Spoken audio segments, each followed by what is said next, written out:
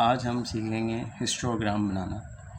Histogram का diagram बनाने के लिए, हिस्टोग्राम के डायग्राम को बनाने के लिए दो चीज़ें सवाल में मौजूद होनी चाहिए। अगर वो दो चीज़ें नहीं हैं तो फिर हम उसे निकालेंगे, और अगर हैं तो फिर हम डायरेक्ट सवाल को बनाना स्टार्ट कर देंगे। हिस्टोग्राम के लिए जो दो चीज़ें चाहिए उसमें पहली चीज़ है क्लास बाउंड्रीज़ और दूसरी चीज़ है फ्रीक्वेंसी। जिस तरह इस सवाल में क्लास इंटरवल दिया हुआ है, क्लास बाउंड्रीज़ नहीं दिया हुआ है, तो हम पहले क्लास बाउंड्रीज़ निकालेंगे, देन फिर हम क्या कहते हैं डायग्राम इसके बनाएंगे हिस्टोग्राम के। अब डायग्राम में दो एक्सेस होते हैं, एक होता है एक्स एक्सेस, एक होता है वाई एक्सेस। इन दो चीज़ों की मदद से ही बनेगा और ये दो चीज़ें एक एक एक्सेस में जाएंगे। क्लास बाउंड्रीज़ एक्स एक्सेस में जाएगा और फ्रीक्वेंसी जो है उसको हम वाई एक्सेस पे लिखेंगे। क्लास बाउंड्रीज़ हम सब अब इसमें निकालेंगे।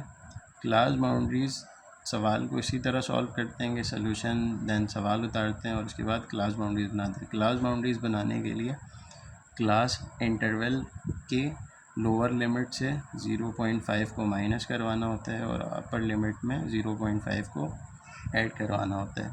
ये इस सवाल के सिनेरियो से मैंने बताया कि 0.5 लेस होगा और 0.5 ऐड होगा क्लास बाउंड्रीज़ बनाने के लिए। 3 से 0.5 माइनस करवाएंगे तो 2.5 आएगा, 5 में 0.5 ऐड करवाएंगे तो 2.5 आएगा।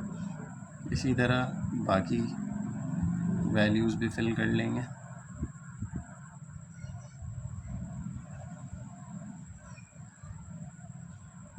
यहाँ पर 5.5, 8.5, 11.5 और 14.5।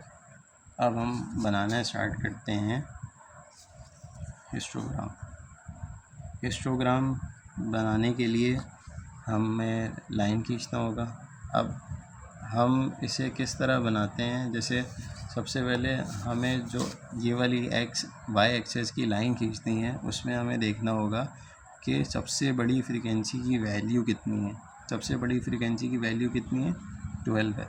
तो अब हमें उस हिसाब से इसकी लाइन को खींचना पड़ेगा। अगर हम एक लाइन को 1 पॉइंट तस्वुर करते हैं तो हमें कितनी लाइनें हमारे पास होनी चाहिए, 12 लाइनें।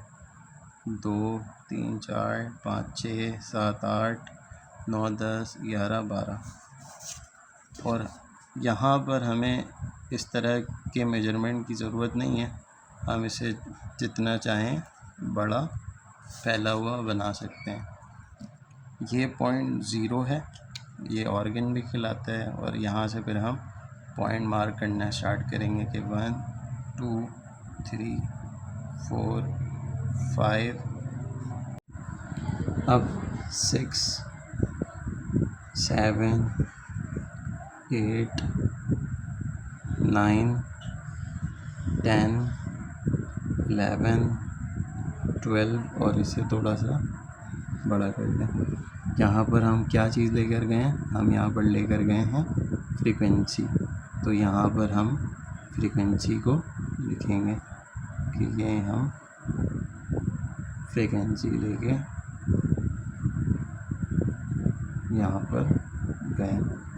अब यहाँ पर एक्स एक्सिस में हम लेकर जाएंगे क्लास बाउंड्रीज़ को। क्लास बाउंड्रीज़ को लेकर जाने का तरीका क्या है कि जो क्लास बाउंड्रीज स्टार्ट हो रहा है जहाँ से, वहाँ से ही हम इसे लेकर जाएंगे। जैसे यहाँ पे 2.5 लिखेंगे। अब इसमें सिर्फ और सिर्फ जितना गैप इसका लिया है इसी तरह आगे भी हम सारे गैप बराबर लेंगे। कोई भी नंबर दोबारा नहीं आएगा। जैसे क्लास बाउंड्रीज़ में 2.5 के बाद 5.5 है, देन दोबारा 5.5 है, लेकिन हम इसे सिर्फ और सिर्फ एक बार ही लिखेंगे। अब 14.5, अब 17.5 जो इसका लास्ट था। यहाँ पर हम लेकर गए हैं क्लास बाउंड्रीज़, तो हम यहाँ पर लिख कर बताएंगे कि ये हम क्या लेकर गए हैं, क्लास बाउंड्रीज़। इस डायग्राम का नाम हम लास्ट में लिखेंगे। अभी हम देखते हैं कि हिस्टोग्राम होता कैसे है, उसका डायग्राम होता है इस तरह से। अब हम इस डाटा पे इसी तरीके के डायग्राम को बनाने की कोशिश करते हैं। इसको बनाते कैसे हैं, ये बार कैसे बनते हैं कि 2.5 से लेकर 5.5 तक फ्रीक्वेंसी है 3, तो हम 2.5 से एक स्ट्रेट लाइन उठाएंगे और 5.5 से स्ट्रेट लाइन उठाएंगे और इसे क्लोज कर देंगे। ये स्केल से बनेगा, तो आप लोग इसे स्केल से ही बनाइएगा। 5.5 से 8.5 तक 5 है, 5.5 ये है, इस कितनी है 5, तो 5 तक लेकर जाएंगे। 8.5 से भी 5 तक लेकर जाएंगे और इसे क्लोज कर देंगे। अब 8.5 से लेकर 11.5 तक 12 है, तो इसको हम लेकर जाएंगे 12 तक। अब 11.5 से 14.5 तक 6 है, तो हम इसे लेकर जाएंगे 6 तक। 4 है 14.5 से 17.5 तक, तो हम इसे लेकर जाएंगे 4 पे।